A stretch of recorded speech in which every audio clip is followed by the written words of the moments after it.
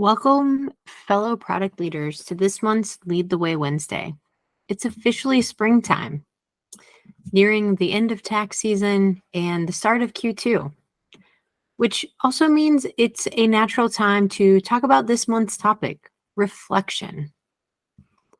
A fun fact that you may not know about me is that I'm actually a 3-time national champion. I grew up playing elite basketball, lacrosse, and bowling. I've won thousands of games. I've made over 20 all-tournament teams, and as I mentioned earlier, I've actually won 3 national titles in my 25 years of playing sports. But as any athlete would tell you, it didn't all start out this great. In fact, many would say, a winner is a loser who didn't give up. For every game I won, I lost twice or 3 times as many games. But with all those losses is actually where I learned to become a winner. And with that, it was through the power of reflection. So during practices, I would record videos of my shots I'd take, and I'd review my technique and my skills with my coaches. They'd give me feedback, and then I'd go out there and try it again. This reflection during practice gave me a really quick feedback loop and allowed me to make adjustments, try it again, and then get that next round of feedback almost immediately. This really helped elevate my game quickly. This also applied to actual game-like scenarios or tournaments I would play in. So after those games or tournaments, I would go back and watch the game film. I would see how my skills that I'd been practicing actually held up to the pressure of a real-life scenario. When the game was on the line and we needed to win, was I able to perform and actually make that winning shot come to life and score the points my team needed? This second round of a reflection allowed me to reflect on what was working and what wasn't working, and where I still needed more support.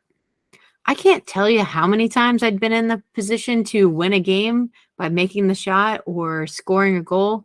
It did not happen. I failed so many times at this. It was a constant place of reflection for me, trying to understand what was it in that moment that made it so I couldn't perform, or what was blocking me from actually winning for my teammates.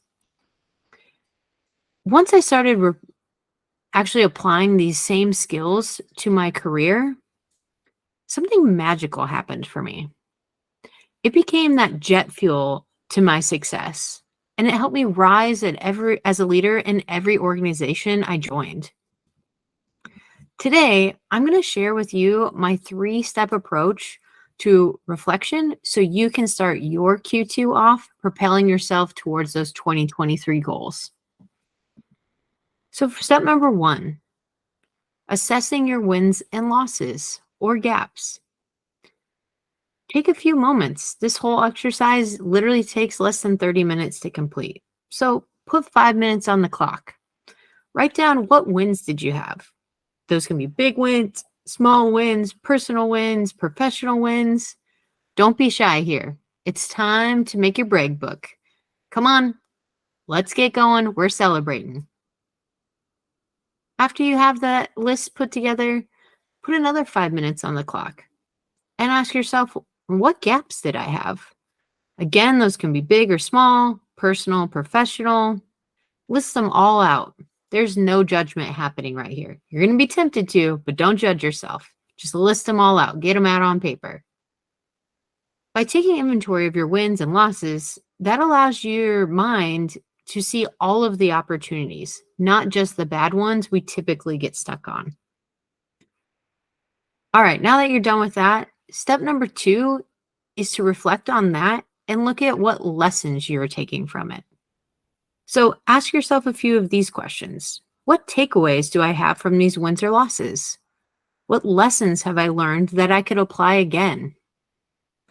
What strengths have I uncovered? What things did I actually enjoy that maybe I want to do more of? You might also be seeing yourself, okay, where could I use some more coaching? Or where could I go and develop some of these skills that I have from?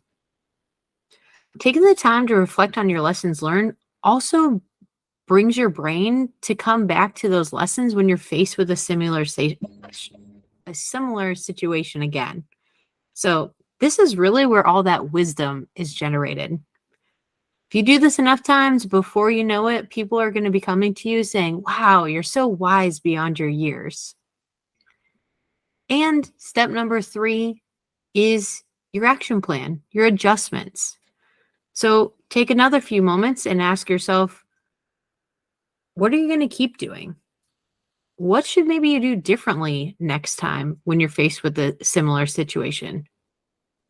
Are the goals that you set at the beginning of the year, are they still realistic?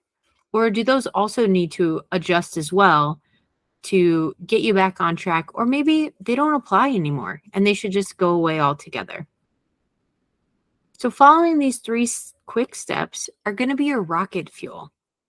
Intentionally refocusing and adjusting your approach is what allows you to actually grow quickly, and it'll help you have a more meaningful impact in your role. Typically, these quick improvements are also easily noticed by your peers, managers, or other leaders across the org. Therefore, if you haven't already, I'm going to challenge you to set the timer for 30 minutes, reflect on your Q1 experiences, and figure out your game plan to apply those to Q2.